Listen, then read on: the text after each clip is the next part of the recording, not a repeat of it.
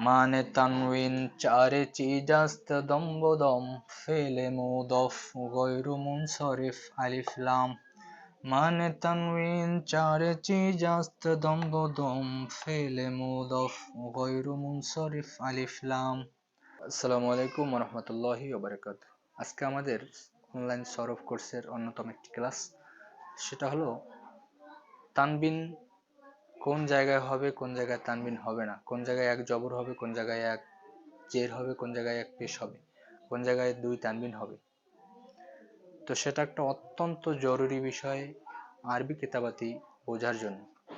তো এই জন্য আসুন আমরা কোন জায়গায় তানবিন হবে, কোন জায়গায় হবে না, কেন হবে না, সেই জায়গাগুলো আমরা জেনে নেই। তো আরবি কিতাবাদি বা কোরআন হাদিসে 4 জায়গায় তানবিন হয় না, সেটা আমরা শেরের মাধ্যমে শিখবো, আপনাদেরকে শেখাতে চেষ্টা করব শেরের মাধ্যমে, একটা কবিতার মাধ্যমে।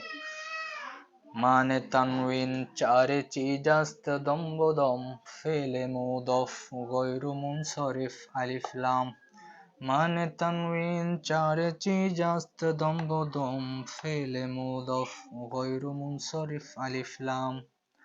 4 জায়গায় তানবিন নিষেধ। 1 নম্বর হলো ফেল। ফেলে কখনো তানবিন হয় না। নাসর, এটা নাসরন হবে না। ইয়ানসুরু, ইয়ানসুরুন হবে না। এভাবে যত ফেল আছে, ফেলে কি হবে না, তানবিন হবে না। তারপরে দ্বিতীয়টা হলো মুদফ। মুদফে কখনো তানবিন হয় না। আমরা জানি, আপনারা জানেন, যারা শিখছেন বা যারা জানেন না তারা জানবেন যে নাকেরার পরে যদি মারিফ হয় তাহলে সেটা মুদফ মুদাফেলে হয়। প্রথমটা মুদফ থাকে, পরেরটা মুদাফেলাই হয়। আর মুদফে হয় না কি, তানবিন হয় না। যেহেতু এই কিতাবু এটা মুদফ, এজন্য কিতাবুল্লাহি হইছে। যদি অন্য কিছু হতো, এটা মুদফ হওয়ার কারণে এই জায়গায় তানবিন হয় না, আমরা তানবিন দেই নাই, এবং তানবিন না দেওয়াটাই সহি। এজন্য কিতাবুল্লাহি, কিতাবুন আল্লাহি হয় না। গয়রু মুনসারিফ হলে তানবিন হয় না। যেমন আন আয়েশাতা, এই আয়েশাতা হলো গয়রু মুনসারিফ, এই জন্য এই আয়েশাতা এক জবর হয়েছে, আয়েশা তান হয় নাই, কারণ গয়রু মুনসারিফে তানবিন হয় না, কবুল করে না। হেদায়াতুন নাহর ভিতরে এবারতি আছে যে গয়রু মুনসারিফ কাসরা এবং তানবিন গ্রহণ করে না। তো 4 নম্বর হলো আলিফ লাম। কোন শব্দে যদি আলিফ লাম থাকে, শুরুতে যদি আলিফ লাম থাকে, তাহলে শেষে তানবিন হয় না। এই জায়গায় আলহামদু এক পেশ, আলহামদুন এটা হবে না, এক পেশ হবে আলহামদু। তারপর আল ইনসানু, এই জায়গায় তানবিন হবে না, এই জায়গায় হবে আল ইনসানু। কখনো ইনসানুন, আল ইনসানুন এটা কখনো হবে না।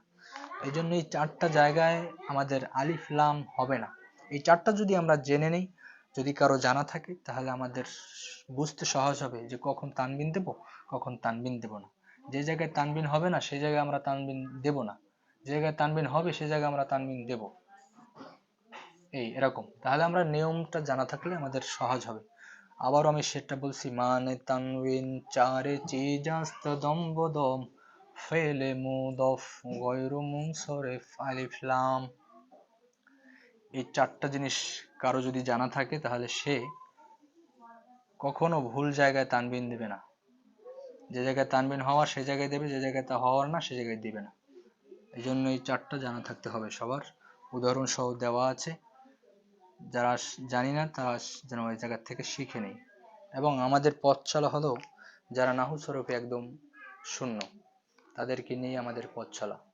কারণ আমাদের একটা প্রবাদ আছে বাংলায়, যে যাদের মাথায় তেলা মাথায় সবাই তেল দেয়। এই জন্য শূন্য মাথায়, খালি মাথায় কেউ তেল দিতে চায় না। এই জন্য আমার টার্গেট হলো, আমাদের লক্ষ্য হলো, যারা কিচ্ছু জানে না তাদেরকে আসলে মানুষ শিখাইতেও চায় না, এটা পরীক্ষিত। যে কিছু জানে না, যে ক জানে তাকে মানুষ খ শিখাইতে চায়, যে কই জানে না তাকে ক শিখাইতে চায় না মানুষ। এই জন্য আমার টার্গেট হলো যে শূন্য, একদম নাহু সরফ একদম জিরো, তাকে দিয়েই আমার পথ চলা এবং তাকে কিছু শেখানো। এই জন্য এই কোর্স, রমজানে আমাদের কোর্স চালু হবে নাহু সরফের উপরে, একদম শূন্য মাথা থেকে, একদম খালিউল জেহেন যাকে বলা হয়, সেই খালিউল জেহেন থেকে শুরু হবে নাহু সরফের কোর্স। ইনশাআল্লাহ কোর্স শেষে সে অবশ্যই নাহু সরফের বেসিক এবং আরবি কিতাবাদি দেখে বুঝতে পারবে যে জায়গায় কেন জের হলো, কেন জবর হলো, কেন পেশ হলো, কেন দুই পেশ হলো, কেন দুই জবর হলো, কেন দুই জের হলো। ইনশাআল্লাহ আল্লাহ তাআলা আমাদেরকে তৌফিক দান করুক। আমিন। আসসালামু আলাইকুম ওয়া রাহমাতুল্লাহি ওয়া বারাকাতুহু।